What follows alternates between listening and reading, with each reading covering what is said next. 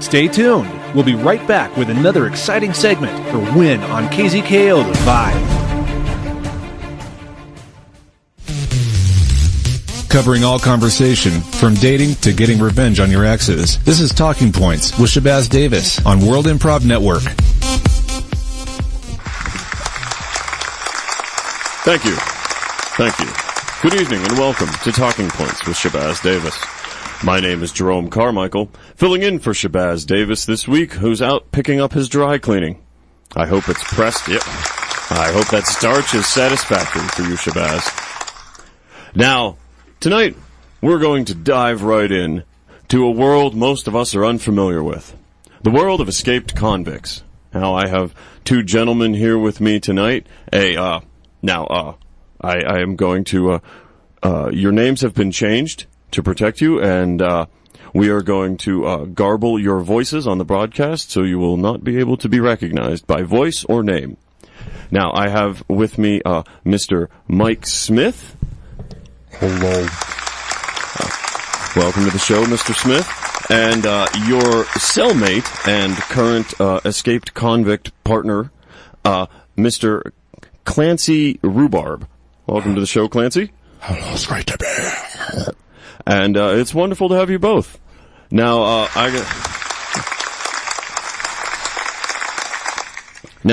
I'm told you two have been on the lam, as it were, for over a month now. And how's it been to be back on the outside? It's been really wonderful to be able to choose where one rests one's head, where one gets another meal, how one gets around, being able to communicate and interact with the general population. So it's the simple pleasures, really. It really is just trying to return to a sense of normalcy. It's been absolutely a pleasure to be on the lam with Michael. He's shown me so much. He's not only the guy who orchestrated this escape to begin with, but he also is just a born leader, and I follow him wherever we go. It's great. No, it's good to hear that you two struck up such a great friendship. Were you always this close when you were still on the inside? No, actually. The first time we met was in the carpentry studio, and we got in an argument because there was only one power drill available. The other two were out of battery or broken or something. I can't remember, but we were both competing to win the boxcar derby in the prison, and he wanted to use the power grill before me, but I was almost done with my little lime green wheels that were going to make the boxcar so fast. And he interjected, and we got into a big fisticuff, and therefore we were both thrown in together into solitary confinement. That's how we became friends. Now that's a radical treatment of combined solitary confinement, taking two people who really don't like each other and sticking them together for how long were you two stuck together? 1 month. One month. I think the warden was expecting that we would kill each other, and it would be less money burden on the taxpayer as well as for his guards as well. But we became best friends while we were in solitary, planning our next design for our boxcars. Well, that's just beautiful. And you were also, I guess, at some point during this process, planning the escape, Michael. Yeah, one thing just kind of led to another. It started with little boxcars, but eventually our imaginations just started running wild, and we started scheming away involving boxcars to escape from the prison facility.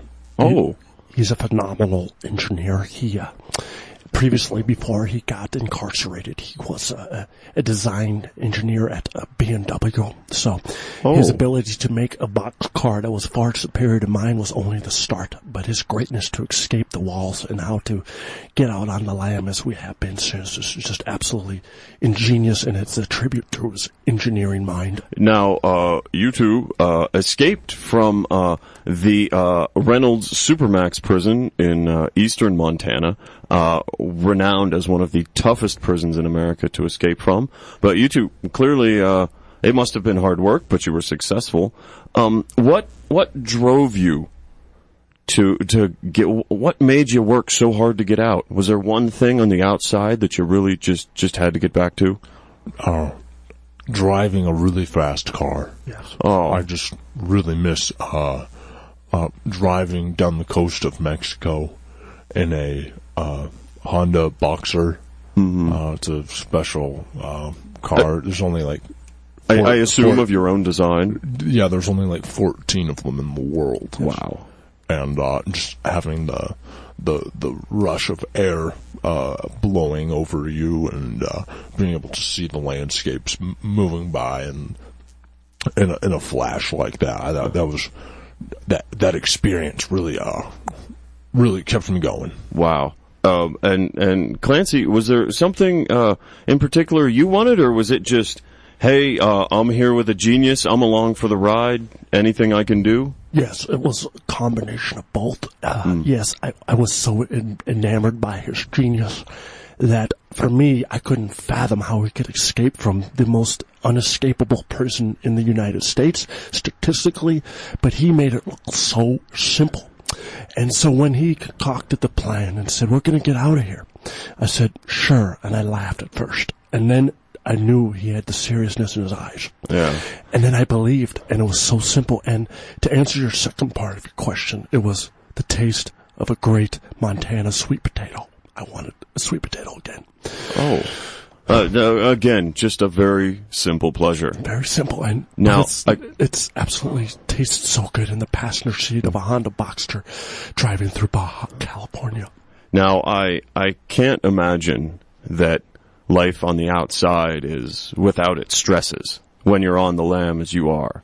Law enforcement is on the lookout for you. You're going to have to keep a watchful eye. How do you cope with those day-to-day, extra stresses? For me, it's very simple. I just look over to my left and I see Michael. And I say, there's never going to be a problem that I will have to face that I can't overcome. Wow. When he's there in my presence. Oh, wow. I can hear you getting a little choked up there, Clancy. Michael, you clearly inspire great loyalty and confidence. Well, my take on the situation is simply to be prepared at every given moment, and I'm comfortable and confident with the time and energy that I put into my preparation. Now, are you prepared for the cops that are backstage right now? I'm kidding, fellas. I'm kidding. Yeah, Michael would have gotten us out. He has an S on his chest. It would have been no problem. But I want to clear it up for the record, Michael. I know you haven't spoken much about this over the years, but he wasn't guilty. He should have never been put in prison to begin with. To me, it was a blessing that he was, because that's how I got to know him as my dearest friend. Mm-hmm. But he's innocent of all charges. He did not deliberately, when he was driving 140 miles an hour in a Honda Boxster, run over that mariachi band. It was their fault.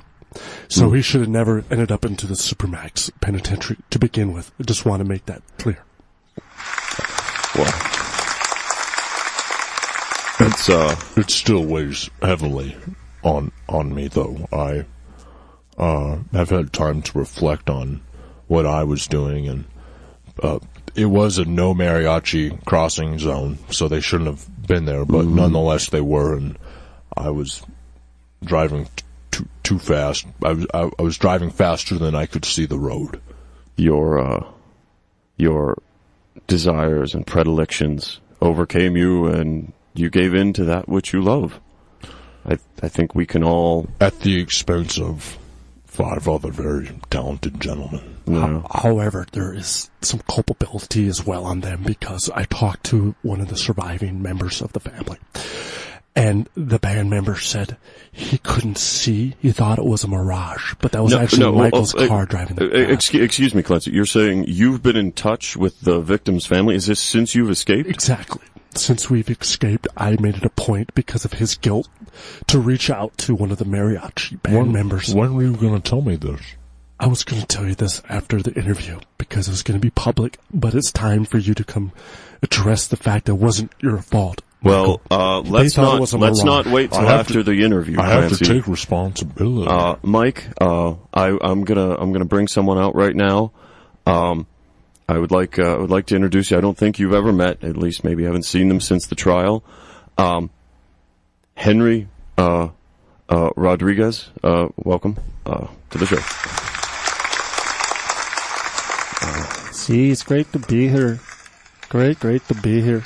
Now, Henry, how do you feel seeing Mike? I wanted to say all along that it wasn't Michael's fault. We thought it was a mirage. Yes. And it wasn't. The car was driving too fast, and we shouldn't have stepped into the crosswalk, no. Michael, I can tell you of something. Henry, you're the spitting image of your brother. I'm sorry.